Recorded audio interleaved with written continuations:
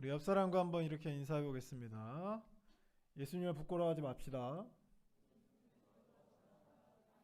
할렐루야. 예수님을 부끄러워하지 말기를 주님의 이름으로 소원합니다. 예수님이 아무리 헐벗고 끌려갔다 할지라도, 아무리 나무라고 하는 저주의 대상에서 달려 죽으셨다 할지라도, 우리에게는 부끄러움이 대상이 아니라 자랑스러움의 대상이라는 사실을 꼭 명심하시길 주님의 이름으로 소원합니다. 혹시 지올팍이라고 하는 가수 아시나요? 2월 달쯤에 크리스찬이라고 하는 곡을 써냈습니다. 다들 모르시는 분위기인데 한번 나중에 찾아보세요. 크리스찬이라고 하는 곡을 냈습니다. 근데 그 곡에서 기독교인에 대한 강한 비판과 노골적인 비꼬미 들어가 있어요. 기독교인의 어떤 이 교회 안에서의 모습과 교회 밖에서의 모습의 다름, 그렇죠? 그리고 이 안에서 교회 안에서 가르치는 내용과 그리스도인의 삶의 다름에 대해서 어떻게 보면 좀 기독교에 대해서 긍정적으로 얘기하는 것 같지만 실상 그 가사들의 내용과 보여지는 시각적인 효과들 이런 것들을 두루두루 살펴보면 명백히 기독교와 그리고 크리스찬들에게는 좋은 영향이 가진 않는 거예요. 사회가 근데 그렇게 흘러가는 것 같습니다. 혹시 그 넷플릭스의 나는 신이다라는 드라마 다큐라고 해야 돼요? 하여튼 컨텐츠를 보셨습니까? 거기에서 보면 아주 참 가슴 아픈 일이죠. 그게 그 기독교의 교리를 이용해서 일으키는 성적인 또는 살인에 관련된 그런 범죄들을 행하는 것들을 우리가 보면서 참으로 안타깝죠. 근데 이게 이단이라고 하는 문제는 이런 범죄에 연루되지 않아도 충분히 모든 면에서 위험하다라는 것을 교회에서 이렇게 외쳤는데 그게 이제 먹혀 들어가지 않았던 거죠, 사회에. 근데 참 이 드라마 이 이제 컨텐츠 나는 신이다라는 컨텐츠를 보면서 이제 한편으로는 참 이런 컨텐츠가 좀 다양하고 좀 적극적으로 나와서 사람들이 이단에 빠지지 않도록 되도록이면 정확하고 그리고 좀 최신의 정보들을 제공해 줬으면 좋겠다. 이런 생각이 들었어요. 요즘에 우리가 알고 있는 여러 이단들이 그 지금 나는 신이다에서 다룬 이단들은 사이비 이단들은 한참 전 얘기거든요. 한참 옛날에 문제가 있었던 사이비 이단들이에요. 근데 지금 문제는 지금 우리가 현재 마주하고 있는 사이비 이단들이잖아요. 좀 그것들에 대해서도 좀 자세히 좀 다뤘으면 좋겠다. 그래서 사람들이 이런 참 일들에 휘말리지 않았으면 좋겠다 이런 생각을 가졌는데 또 다른 면에 보면 부정적인 면이 보였어요. 부정적인 면 어떤 면이냐면 믿지 않는 사람들에게는 교회나 이단이나 다 똑같아 보입니다. 그들이 이제 교회를 기독교를 개독교라고 말할 수 있는 것도 이단이나 정통교회나 그렇지 못한 교회를 구별할 수 없기 때문이죠. 그럴 능력도 없고. 그래서 이 부정적인 측면으로 믿지 않는 자들이 이단이나 교회나 다 똑같이 뭐라고 보는 거냐면 혐오의 대상으로 보게 된다는 거죠. 그 단적인 예로 드라마 중에 혹시 여러분 최근 이제 끝났지만 한창 핫했던 드라마가 있었어요. 더 글로리라고. 다 보셨죠? 여러분 1위를 찍는 건 공부 삼아서라도 보세요. 세상이 어떻게 흘러가는지를 좀 봐야 됩니다. 더 글로리에서 여러분 가해자가 몇 명 나오잖아요. 그 가해자 중에 혹시 어떤 사람이 나오는지 아세요? 누가 나오죠? 목사님 딸이 나오죠. 근데 목사님 딸이 마약을 합니다. 단순히 실수를 한 게 아니라 상습적으로, 그죠? 욕이란 욕을 다 찾아가면서 아주 누가 보더라도 악당이야. 근데 그 악당의 대상이 하필 목사님 딸이고, 그 엄마죠. 사모님은 그 딸의 마약을 하는 거를 아무렇 대수롭지 않게 생각하고 그걸 감춰주고, 그러면서 심지어는 웃으면서 좀 약한 걸 좀 해라, 센 거 말고, 이렇게까지 얘기하죠. 그리고 그 아빠는 그 사실을 감추기에, 목사죠, 감추기에 급급합니다. 여러분, 저는 마약을 하지 않았습니다. 저는 목사 아들로 태어났지만 마약을 하지 않았어요. 어떤 성적인 어떤 범죄적인 거에 단 한 번도 연루가 돼 본 적이 없습니다. 제 인생에서 가장 크게 그 범죄에 연루됐던 거는 신도 아파트에서 살인 사건이 일어날 때 경찰한테 그 동 전체 그 진술 받을 때 그때밖에 없어요. 근데 보통은 그렇거든요. 아니, 보통이 아니라 아마 이런 사람은 없을 겁니다. 이런 사람은 없을 거예요.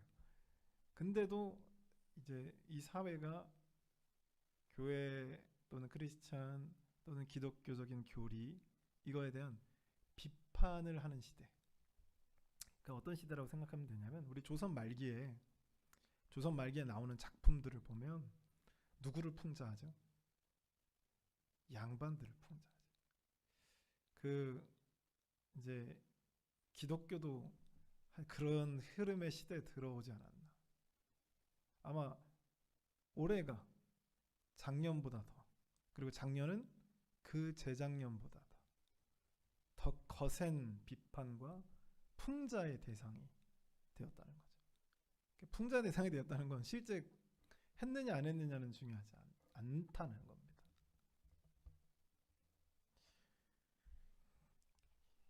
그래서 이 아무래도 시대적 흐름이 영화나 드라마 여러 가지 컨텐츠에서 교회를 향한 거센 비판, 비평, 또는 여러 가지 모함이라고도 할 수 있을 만한 것들이 우리를 향해서 닥쳐오게 되죠. 그러다 보니까 되게 자연스러워진 것 같아요. 우리가 이제 밖에 나가서 스스로 그리스도인이다 라는 것을 비추는 것 자체가 어려워졌다는. 혹시 여러분 그 교회에서 말고 집에서 말고 혹시 밖에서 여러분 식기도 할 때 혹시 불편함을 느껴보셨나요? 못 느껴보셨어요? 다행입니다. 네, 옛날에는 식기도 하는 사람들이 참, 또 심지어 길게 하는 사람들은 또 참 많았거든요. 근데 요새는 좀 특별히 코로나 시대를 지나오면서 좀 그러면서 더 어려워진 것 같아요. 시선이 느껴지고. 그래서 우리가 밖에서는 스스로 내가 예수 믿는 사람입니다, 혹은 내가 집사입니다, 내가 또는 권사입니다, 내가 또는 장로입니다, 이렇게 얘기하는 것 자체가 어려워진 시대가 됐다.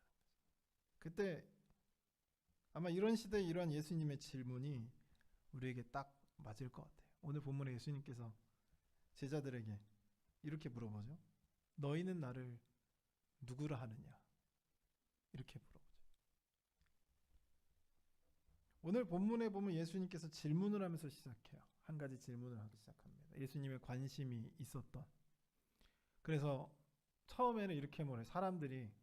다른 사람들이, 너네 말고 다른 사람들이, 무리가 나를 누구라 하더냐 라고 했더니, 뭐 어떤 사람은 엘리야요, 어떤 사람은 무슨 어떤 선지자요, 뭐 어떤 사람은 뭐 선지자, 일명 선지자 중에 유명한 선지자들의 이름을 들면서 선지자라고 얘기한다. 근데 예수님의 관심은 그 사람들의 그 대답에 관심은 없었어요. 예수님이 그래서 즉각 그 질문을 조금 수정합니다.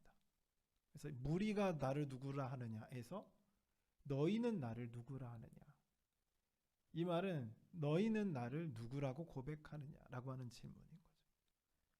이 질문은 제자들에게 한 질문인가 동시에 누가복음을 처음 읽는 1차 독자죠. 1차 독자. 1차 독자에게 질문하고 있는 거예요. 동시에 우리에게도 질문하고 있는 겁니다. 남의 고백이 아니라 나의 고백을 듣고 싶은 거죠. 이 누가복음의 그 다른 복음서와는 조금 다른 면이 있어요. 오늘 본문의 내용이 뭐 마가복음에도 마태복음에도 누가복음에도 이 공간복음서에는 예수님이 세상 사람들이 무리가 나를 누구라 하느냐, 그리고 그 다음에 나온 내용이 너희는 나를 누구라 하느냐, 그 다음 나온 내용이 베드로의 고백이죠. 베드로가 마태복음에서는 주는 그리스도시고 살아계신 하나님의 아들이십니다 이렇게 고백하고, 마가복음에는 당신은 그리스도십니다 라고 고백하고, 누가복음에도 마가복음과 비슷하게 고백하고.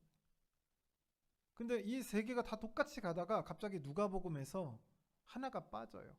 마태와 마가복음에는 베드로가, 예수님께서 이 베드로의 고백을 듣고 내가 죽고 3일 만에 살아나야 되겠다 이 얘기를 하니까 베드로가 어떻게 해요? 마가복음에는 항변을 합니다. 마태복음도 비슷하게 표현하고 있죠. 그러니까 화가 난 거예요. 그럴 수 없다. 항변을 한 겁니다.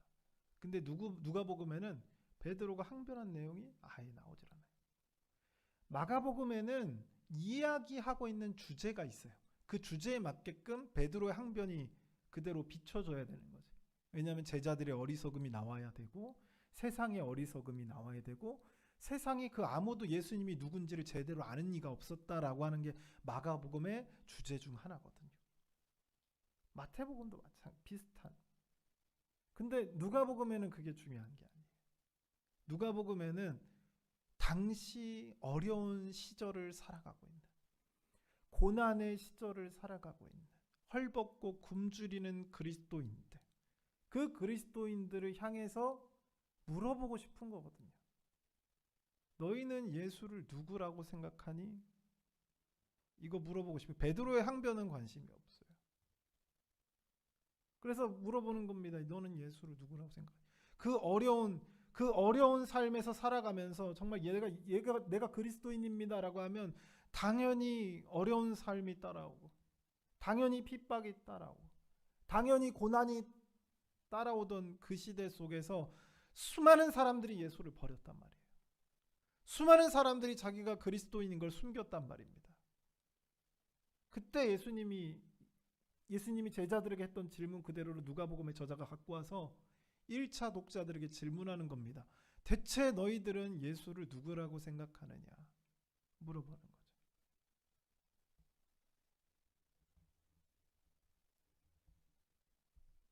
십자가를 지는 죽음의 자리에서 나를 누구라 고백하느냐? 이 질문이 누가복음에서는 굉장히 중요했다는 거죠. 우리 그리스도인의 중요한 건 그것은 하나님을 고백하는 것입니다. 어떠한 상황에서도 하나님을 고백하는 것이 중요하죠.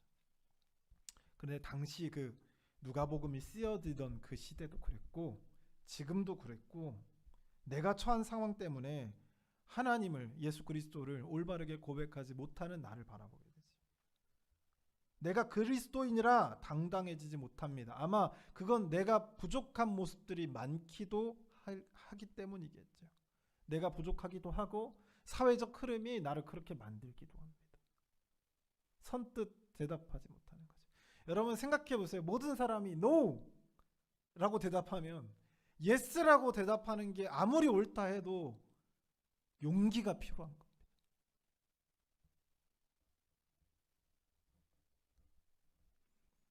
그렇다면 우리가 예수를 외면하는 이유가 뭐냐? 왜 예수 그리스도를 나의 주인이라, 내가 그리스도의 사람이다, 내가 그리스도인이다 라고 고백하지 못하고 베드로처럼 예수님을 3번 부인했었죠. 거기서 이 누가복음에서 그게 굉장히 구체적으로 비춰지거든요. 그게 초점이에요. 아니 당시 그리스도인들이 그랬으니까 베드로처럼. 그게 중요했던 거예요. 베드로가 항변한 게 중요한 게 아니고, 베드로가 올바른 고백을 했지만 얼마 지나지 않아 예수님을 3번 부인하는 거죠. 이게 누가복음 당시에 쓰여지던 당시에 그리스도인들이 처한 현실이었습니다. 왜 그렇게 부인을 했냐면 첫 번째는 부끄러웠기 때문입니다. 사람의 눈치를 너무 많이 보기 때문이죠. 뭐 눈치를 안 보면 안 되겠지만 너무 많이 보기 때문입니다. 한 가지 예를 들면 IMF 때 수많은 회사가 도산이 됐었죠. 그래서 회사가 넘어가기도 하고 회사가 망하기도 하고 뭐 수많은 가장들이 직장을 잃고 어디로 가야 할지 몰라서 헤매던 때, 노숙자의 수가 급격히 늘어나던 때가 1997년부터 1999년 사이였습니다. 그때 일어났던 일인데 한 가장이 회사에 잘려서 이제 공사장 노동판에 전전하는 삶을, 가족들은 먹여 살려야 되니까 전전하는 삶을, 자기가 고위직에 있었음에도 불구하고 그런 거 이제 필요가 없어진 때가 된 거죠. 이제 막노동이라도 해야 먹고 살 수 있는 거예요. 그래서 막노동을 하러 나갔습니다. 근데 하필 딸이 이제 사춘기가 접어들었었죠. 어느 순간부터 딸이 자기를 부끄러워하는 것을 느꼈습니다. 그러던 어느 날 아버지가 이제 그 여러분 막노동일 끝나신 분들 혹시 보시면 알겠지만 땀에 쪄들어서 얼굴에 이게 뗀지, 얼굴 색깔이 원래 그런 건지 부간이 않을 정도로 이제 얼굴이 좀 많이 까무잡잡해지고 또 때도 많이 타 있는 상태고 땀이 막 쩔어 있으니까 그런 상태로 집을 가다가 친구가 걸어가고 있는 딸과 마주하게 됩니다. 그래서 인사를 하려고 하는데 딸이 자기를 외면하고 그냥 가더라는 거죠. 여러분 그 아버지의 마음이 어땠겠냐. 자녀를 먹여 살리기 위해서 일하는 아버지가 자랑스럽지 않고 그때 부끄러워했기 때문에 외면했다라고 하는 겁니다. 우리 그리스도인도 마찬가지입니다. 예수 그리스도를 외면하는 이유는 남들 앞에서 부끄럽기 때문입니다. 아니, 여러분이 다니고 있는 교회는 전혀 문제가 없거든요. 이단도 아닙니다. 정통교회예요. 저는 마약을 하지도 않았습니다. 근데 갑자기 여러분이 더 글로리를 보고 부끄러워하게 되는 거예요. 나는 신이다 보고 위축되게 됩니다. 주변에 있는 사람들이 교회를 욕하는 모습을 보고 위축되는 거죠. 그래서 그 자리 앞에서 내가 교회를 다니는 사람이다, 그리스도인이다, 얘기를 하기가 어렵다라고 하는 겁니다. 우리가 그 예수 그리스도인이라는 사실을 외면하는 두 번째 이유는 두렵기 때문입니다. 두렵기 때문에. 참 이 두려움이 여러 가지로 우리의 삶을 좀 힘들게 합니다. 사람의 뇌는 두려우면 그것을 피하도록 설계가 되어 있다라는 말을 들었습니다. 그래서 두려움을 느끼면 최대한 그걸 피하고 싶은 거죠. 근데 그러더라고요. 뇌과학자가 그러더라고요. 근데 아이러니하게 성공하려면 그 두려움을 직면해야 된다라고 얘기하더라고요. 베드로에게 있어서 사도 베드로에게 있어서 나중에 사도가 되고 수많은 곳에서 예수 그리스도의 복음을 전하고 정말 헐벗고 매맞으면서 끝까지 자기가 죽기까지 십자가에 예수님과 같은 모습으로 거꾸로 매달려 죽을 때 그때까지 그렇게 애틋하게 하나님의 복음을 전했던 사도 베드로가 자신의 그 과거 속에서 지우고 싶은 사건이 있습니다. 예수를 부인했던 사건이지. 근데 베드로가 그때 왜 부인했냐면 예수에 대한 확신이 없어서가 아니에요. 예수가 누군지 몰라서, 제대로 몰라서도 아닙니다. 그분을 3년 이상을 따라다녔어요. 근데 왜 그때 예수 그리스도를 부인했냐면 두려움 때문이었습니다. 무서워서.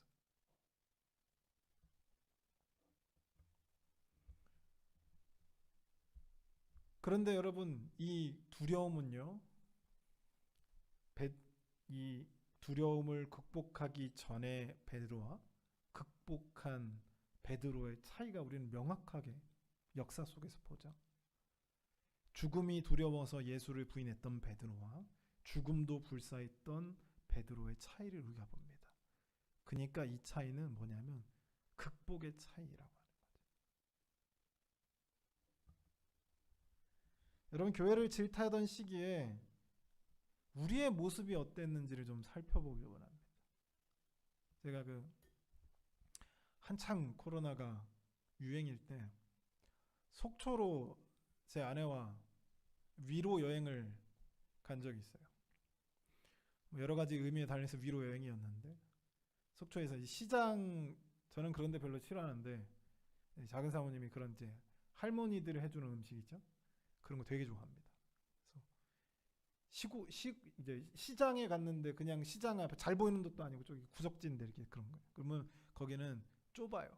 그래서 제가 이제 그 앞에서 요즘에 코로나인데 여기서 어떻게 마스크를 벗고 밥을 먹겠느냐. 괜찮대요. 그래서 알겠다 그러고 갔거든요. 아니나 다를까 서로 등을 맞대고 밥을 먹었습니다. 그렇게 좁았어요. 그래서 마스크를 벗고 먹으면서 의문이 드는 거죠. 코로나가 이렇게 퍼지는 이유가 있구나. 맞대고 이렇게 밥을 먹는데 이제 뉴스로 교회에서 누가 확진이 되었다. 몇 명이 확진이 되었다. 이 얘기가 나오는 거예요. 이제 교회에서는 아무래도 그때 당시에는 대부분의 교회가 정상적인 사고를 바뀌는 교회였다면 저희 대부분의 교회가 식사를 하지 않았습니다. 심지어 커피 마시는 것조차 좀 이렇게 하지 말라고 하던 때였죠. 그거는 이제 목사님들이 강요할 수 없고 이제 여러분이 자율적으로 지켜야 되는 상황이지만, 근데 이제 등을 맞대고 이렇게 밥을 다 같이 단체로 오신 것 같더라고요. 제 뒤에 이렇게 단체로 한 30분이 이렇게 따다닥 가서 손도 움직이기 힘들 것 같아요. 왜 이렇게 워낙 조그마한 식당이어가지고 이렇게 좌석으로 딱 앉아가지고. 근데 TV 뉴스에 교회에서 몇 명 확진이 나왔다. 이 얘기를 나오니까 그 뒤에서 그분들이 차마 입에 담을 수 없는 욕을 이렇게 막 이 상황이 저는 그때 상황이 굉장히 좀 아이러니했어요. 아이러니했습니다. 근데 그 상황 속에서 우리가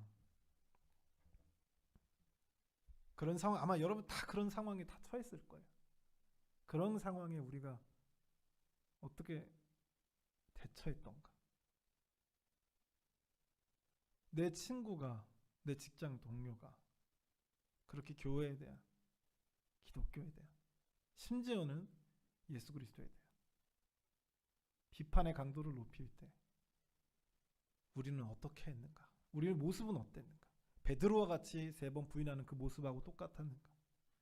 아니면 당당하게 두려움 없이, 부끄러움 없이 내가 그리스도인이다. 그래서 내가 이 이야기 듣는 것이 불편하다. 라고 이야기했는 거예요. 성경에 보면 하나님이 내가 억울할 때 있죠. 하나님이 내가 억울할 때 하나님이 그 억울함을, 나의 억울함을 풀어주신다고 얘기해요. 들어주신다고, 풀어주신다고 언급을 합니다. 그러면 하나님이 억울할 때는, 내가 억울한 건 하나님이 풀어준대요. 하나님이 억울할 때 누가 풀어줘야지? 여러분 가만히 보세요. 하나님이, 그리고 그리스도의 몸된 교회가 비판의 대상이 되고 조롱이 대상이 될 때 하나님이 자신을 비판하고 있는 사람들을 보고 있을까요? 아니면 그 비난하는 자들 안에 있는 우리를 보고 있을까요? 하나님의 관심이. 하나님이 비판을 받을 때, 교회가 비판을 받을 때 하나님의 시선이 욕하는 자들에게 가 있겠습니까? 아니면 그 속에서 우리가 우물쭈물하고 있는 우리의 모습을 보고 있겠습니까? 어디에 시선이 가겠어요? 여러분의 자녀가 친구들하고 함께 있어요. 근데 만약에 여러분이 이제 부모로서 좀 부끄러운 모습이 있습니다. 그때 이 부모의 부끄러운 모습에 대해서 막 그 비난하고 비판하는 친구들이, 그 자녀의 친구들이 막 비난하고 비판하고 있는 상황이라고 생각해 보세요. 여러분 그 친구들의 목소리가 여러분의 귀에 들어오겠어요? 아니면 자녀들의 그 모습이 여러분의 눈에 들어오겠습니까? 거기서 우물쭈물 아무 대답도 하지 못하고 안절부절하지 못한 그 모습이 보이겠습니다.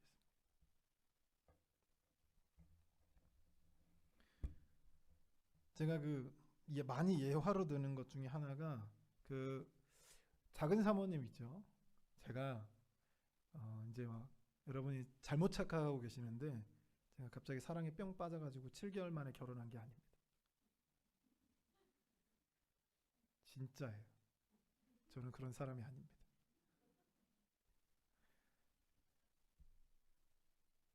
제가 이제 은혜 사모님과 이제 교제를 하기 전에 한 몇 달 정도 그 가정을 보고 그 제 아내의 성품을 보고, 저 굉장히 이성적인 사람이에요.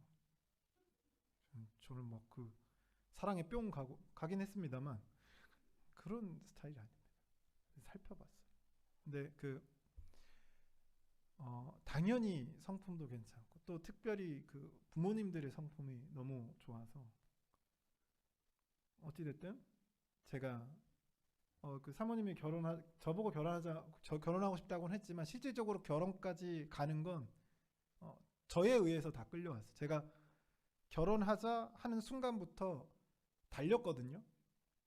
저희 어머니, 아버지, 그리고 장모님, 장인어른, 제 사모님까지 어어어 하다가 결혼했어요. 제가 막 끌고 가니까 어어 하다가 결혼했어요. 어찌됐든 그 과정에서 어떤 이야기를, 제가 결혼에 대한 결심을 하게 된 이야기도 마찬가지. 뭐 부모님도 바뀌지, 여러 가지 바뀌었지만 그 중에 하나가 뭐였냐면, 이제 그 은혜 사모님의 그 외삼촌이 이제 혹시 새벽에 그 쓰레기 이렇게 주워 가시는 분 아시죠? 그 일을 하셨어요. 보통은 이제 새벽 중에 끝나는데, 이게 좀 늦게까지 하게 되면 아침에 이제 학생들 뭐 등교하고 뭐 이런 이 시간까지 하거든요. 왜 이렇게 잘 아냐면 저도 하려고 했었어요. 알바를 하면서 그거 하려고 했었거든요. 그래서 그 하시는 그 전도사님한테 페이가 세더라고요. 하루만 해도 막 생각보다 많이 버는. 그래서 나도 하겠다고. 그래서 하여튼 그거를 이제 하시는 일을 하셨었는데, 이제 보통은 여러분 그런 일을 그런 일을 하면 뭐 자녀를 만나거나 가까운 사람을 만나고 그러면 좀 이렇게 무안하잖아요, 서로. 그런 경우가 많은 것 같아요. 뭐 아는 척 잘 안 하고. 그런데 김은혜 사모님이 학생 때잖아요. 어렸을 때. 그것도 사춘기 올 때인데 너무 밝게, 그래서 막 삼촌 그랬나 봐요. 그거를 이제 뒤늦게야 저한테 얘기를 하시더라고요. 아무도 몰랐던 사실인데 나중에 뒤늦게 저한테 얘기를 하시더라고요. 그때 여러분 외삼촌이 은혜의 친구의 시선을 받겠습니까? 은혜 사모님의 표정을 받겠습니까? 친구의 표정을 보고 감동을 받겠어요? 사모님의 표정을 보고 감동했겠어요? 하나님도 마찬가지라. 하나님에게 중요한 건 우리의 표정과 시선입니다. 그 비난과 비판, 조롱, 풍자가 넘쳐나는 이 시대 속에서 하나님의 자녀들인 우리가 하나님을 위해서 무엇을 하고 있는지, 그분을 위해서 그의 억울함을 풀어주고 있는지. 우리 하나님은 그런 분이 아니다. 교회는 그런 교회가 아니다. 우리 교회 목사님 마약을 하지 않았다. 이렇게 항변할 수 있는 거지. 사랑하는 성도 여러분, 하나님의 억울함을 풀어주시길 주님의 이름으로 소원합니다. 여러분의 억울함을 풀어주는 건 하나님이지만 하나님의 억울함, 하나님을 변호하는 역할은 우리에게 주어졌다라고 하는 겁니다. 이 사실을 믿고 하나님 앞에서, 세상 앞에서 당당히 그리스도인으로서 살아가시는 여러분이 되시길 주님의 이름으로 소원합니다. 이 시간 함께 기도하실 때, 우리 통성으로 하나님께 기도할 때, 하나님, 우리가 이 세상 속에 살아가면서 하나님의 자녀로서 하나님을 부끄러워하지 않고, 예수 그리스도를 부끄러워하지 않고, 교회를 부끄러워하지 않고, 예수 그리스도에 대한 복음을 부끄러워하지 않고, 우리가 하나님의 자녀로서 당당하게 두려움 없이 부끄러움 없이 하나님의 자녀로 살아갈 수 있도록, 내가 그리스도인이라 외칠 수 있도록, 내가 그리스도의 복음을 따르는 자다, 내가 예수의 제자다라고 선포하며 나갈 수 있는 그런 삶으로 아버지 함께하여 주시고 붙들어 달라고, 우리에게 담대함을 허락하여 달라고 우리 같이 주여 한번 부르시며 통성으로 기도합니다. 주여.